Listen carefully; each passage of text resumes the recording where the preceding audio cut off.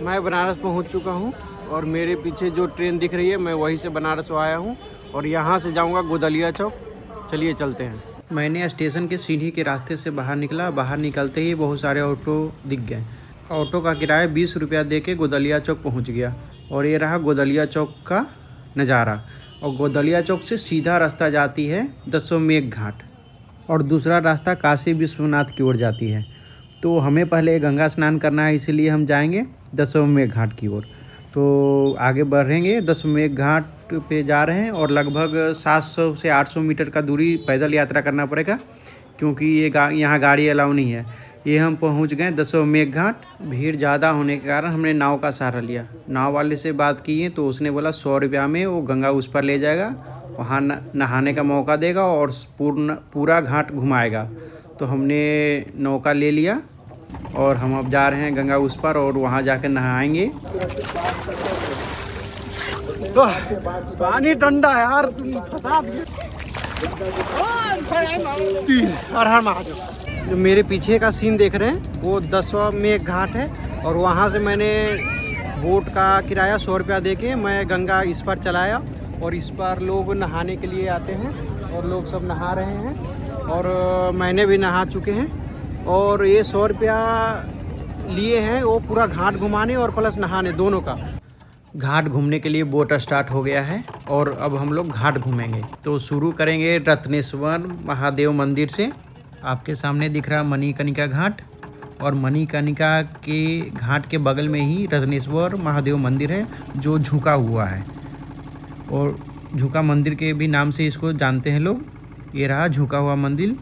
और उसके बाद आगे की ओर बढ़ेंगे, वहाँ है ललित घाट और ललित घाट और मणिकर्णिका घाट के बीच है गंगा द्वार।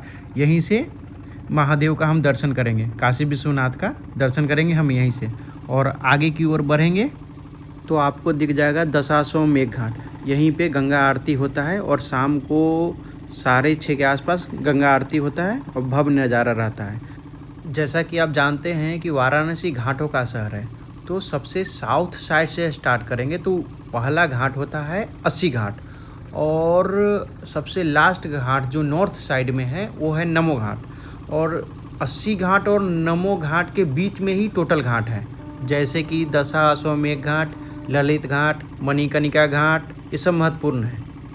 आगे बढ़ ही रहे थे कि एक और घाट पे दिखा चीता जलते हुए जिसका नाम था हरिश्चंद्र घाट और नाव वाले ने यहीं से फ्रॉड कर दिया क्योंकि वो बोल रहा था 80 घाट की ओर नहीं जाएंगे और यहीं से वापस चलेंगे और बोल रहा था बात यहीं तक हुई थी। तो फिर उसने वापस ला के दशाश्वमेध घाट वापस छोड़ दिया उसने। आप जब भी आएँ तो नाव वाले से पूरी बात कर लें और अच्छी तरह बात कर लें ताकि आपको दिक्कत ना हो। काशी विश्वनाथ दर्शन करने के लिए आपको यहाँ से पैदल जाना होगा और मात्र 300 मीटर ही दूरी पे है। तब तक मैं सफ़र का पूरी कहानी बता दे रहा हूँ। मैं आपको बता दूँ, मैं बनारस ट्रेन से उतरा था, वहाँ से 20 रुपया देकर गोदलिया चौक उतरा। गोदलिया चौक से लगभग 700 मीटर के आसपास आगे बढ़ेंगे तो आपको दशाश्वमेध घाट मिल जाएंगे। वहाँ से आप नौका पकड़ेंगे और नौका 100 रुपया लेगा आपको और गंगा उस पर नहाने के लिए ले जाएगा और उसके साथ भी आपको टोटल घाट घुमाएगा। तो हमने 100 रुपया उसको दिया, उस पर गंगा उस पर मतलब स्नान किया, काहे कि इस पर बहुत भीड़ था। उसके बाद पूरा घाट घूम के और आगे काशी विश्वनाथ का मंदिर है, मैं वहीं दर्शन करने जा रहा हूँ। आप मेरे पीछे देख रहे होंगे दशाश्वमेध घाट और ये है ललित घाट और ललित घाट के पास से ही आपको काशी विश्वनाथ का दर्शन करेंगे। तो देख लीजिए, आप पीछे देख रहे होंगे जो सीढ़ी से चढ़ रहे हैं काशी विश्वनाथ का दर्शन करने के लिए। और उसके थोड़ा और आगे देखेंगे तो मणिकर्णिका घाट दिख जाएगा आपको। तो चलिए काशी विश्वनाथ का दर्शन करते हैं। हर हर महादेव। ललित घाट और मणिकर्णिका घाट के बीच है गंगा द्वार, यानी कि गेट नंबर 1। यहीं से काशी विश्वनाथ का दर्शन करेंगे और सामने दिख रहे हैं नाव और यहाँ से नाव 2 साइड जाती है। एक नमो घाट की साइड जो 100 रुपया लेगा और एक जाती है 80 घाट की ओर, वो भी 100 रुपया लेगा। तो यानी कि यहाँ से आप नाव से जाएंगे तो 200 में पूरा घाट का दर्शन कर पाएंगे। और हम गंगा द्वार से एंट्री मार चुके हैं और हमारे पीछे देख रहे हैं लाइन लगा हुआ है और एक कॉरिडोर बहुत अच्छा बना है यहाँ पे और यहाँ पे सब चीज़ की व्यवस्था है। तो बैग रखने, मोबाइल रखने, सुलभ शौचालय, रुकने की व्यवस्था है यहाँ पे। और मेरे पीछे आप देखेंगे वही मेन गेट है आपका, और उसी से हम लोग एंट्री मारेंगे। और यहाँ पे हर हर महादेव का धुन बज रहा, और आपको दिखा दूँ, और ये मेरे पीछे लाइन लगा हुआ है, लेकिन हम जाके उधर से ही लगेंगे, फिर आपको बताएंगे कितना देर में दर्शन हुआ। और हम आपको काशी मंदिर दिखा रहे हैं। यहाँ के आगे मोबाइल एंट्री नहीं है, तो आप मेरे पीछे देख सकते हैं काशी जी का मंदिर आपको दिख रहा होगा, सामने दिख रहा होगा काशी जी का मंदिर। ये है गंगा द्वार, और इसी से हम लोग एंट्री मारेंगे, और आपको जूम करके दिखा रहे हैं बैक कैमरा से। मैं अब जा रहा हूँ दर्शन करने। दर्शन करने के बाद आपको बताता हूँ कितना टाइम लगा। मैं काशी विश्वनाथ का दर्शन कर लिया हूँ, और हमको 2 से ढाई घंटा के बीच में लग गए, जबकि लाइन थोड़ा आगे से लगा है। और अब देखिए लाइन यहीं से स्टार्ट हो गया, तो इनको कम से कम 3 से 4 घंटे लग जाएंगे। और हम आपको यही सजेशन देंगे कि सुबह ही आएँ और जल्दी से दर्शन कर लें, लेकिन और जितना लेट आएंगे ना उतना दर्शन करने में ज़्यादा टाइम लगेगा। और हम दर्शन किए थे गेट नंबर 1 से, गंगा द्वार से।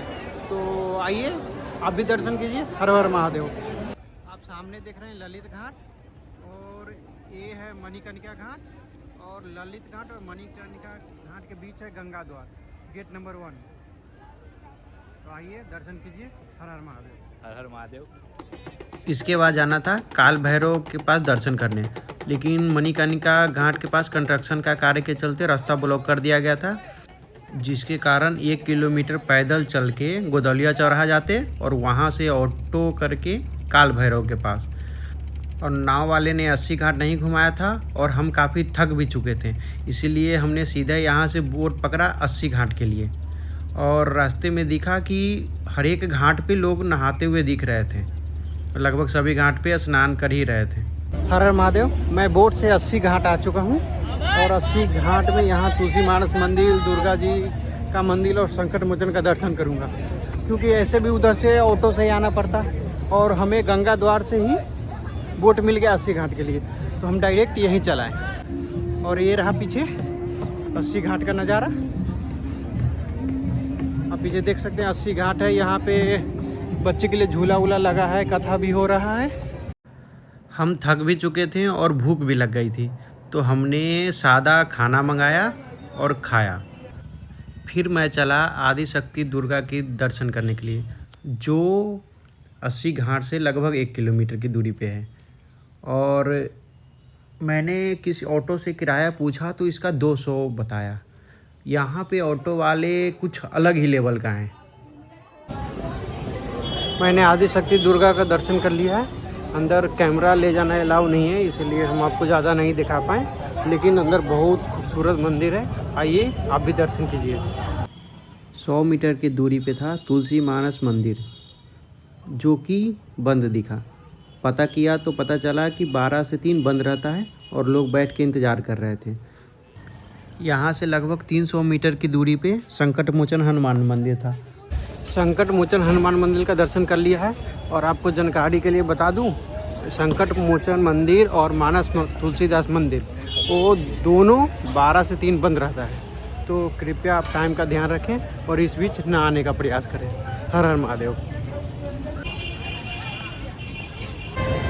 मैं संकट मोचन हनुमान मंदिर से 50 रुपया ऑटो किराया देकर मैं नमो घाट पे आ चुका हूँ, और ये मेरे पीछे नमो घाट का नज़ारा देख सकते हैं। मैं यह कह सकता हूँ कि सभी घाटों में से सबसे सुंदर नमो घाट लगा हमें, क्योंकि यहाँ पे बच्चों को खेलने की व्यवस्था, खाने पीने की व्यवस्था और चहल पहल दिख रहा था। और तभी मैंने देखा कि कुछ लोग नाव से आ रहे हैं और नमो घाट का दर्शन दूर से ही करके चले जा रहे हैं। लेकिन हमको ये अच्छा लगा, क्योंकि हम नाव से नहीं आए और हमें नमो घाट का मतलब नज़दीकी से देखने को मिला, और बहुत ही खूब सुंदर नज़ारा था यहाँ का, एक देखने लायक था। इससे प्रेरित होके पैदल घाटों का दर्शन करना शुरू करा। जैसे ही आगे बढ़े तो हमको सबसे सुंदर दृश्य मिला, और ये शायद हम नाव से आते तो ना मिलता हमें। माना जाता है काशी विश्वनाथ दर्शन करने के बाद काल भैरव का ज़रूर दर्शन करना चाहिए। तो हम पंचगंगा घाट के पास पहुँचे, आगे बढ़ रहे थे तो पंचगंगा घाट मिला। वहाँ से काल भैरव के पास रास्ता जाता है तंजकलियों के सहारे होते हुए। वहाँ पे गूगल मैप और लोगों से पूछते पूछते मैंने पहुँचा काल भैरव के पास।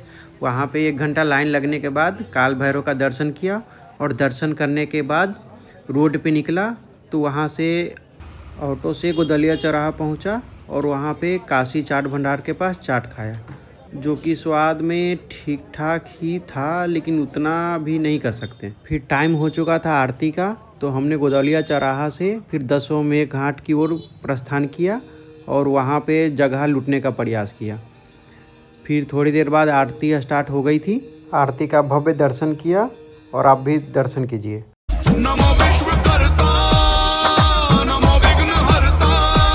यदि आप फ्लाइट से आ रहे हैं तो आप उतरेंगे लाल बहादुर शास्त्री एयरपोर्ट। वहाँ से सिटी की दूरी है 25 से 30 किलोमीटर। आपको होटल कहाँ लेना चाहिए?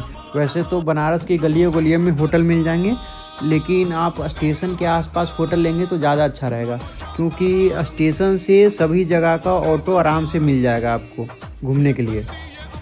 दरिया समंदर ये दिलकश नज़ारे सभी हैं तुम्हारे। कुल खर्चा तो 1000 रुपया रूम का, 300 ऑटो किराया लोकल घूमेंगे उसका, 200 बोट राइड का और 200 खाने का, तो लगभग 1700 में